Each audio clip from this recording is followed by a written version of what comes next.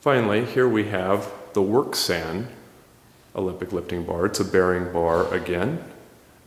You'll notice that it doesn't have a particularly interesting end cap on it. I always thought that was kind of not as attractive as some of the other choices that have been made by the other bars.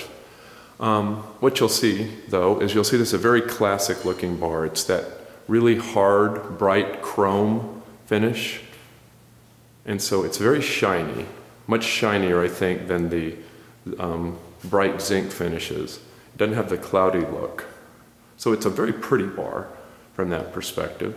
I think you'll also notice that it's the only one with a center knurling per the IWA specs. The other two bars have chosen to not include even a light center knurling, even though that is actually the IWA specs on this. So if you take a look, you'll see that all you see is the bearing race there. You don't actually see a snap ring. So this must be pressed on here, as opposed to the snap ring design that the Bergener bearing bar had and the brass bushing design that the Pinlay bearing bar did.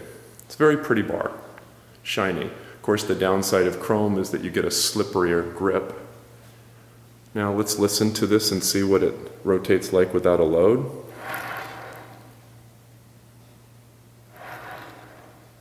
See, it rotates pretty well. It doesn't make a lot of noise. Now, let me go ahead and grab the Werk San plate.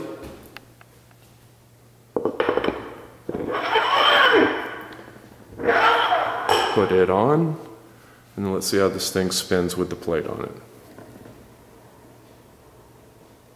I think you can see it's spinning pretty well if you listen. It's a very quiet set of bearings. It's probably the quietest of all three of them. Perhaps a function of the fact that I've had this bar for several years, and so I've really worked the bearings in, as opposed to the other two bars which I've only had for several months for the Bergener bar, and only a month or so for the, maybe not even quite a month for the Pinlay bar. Okay.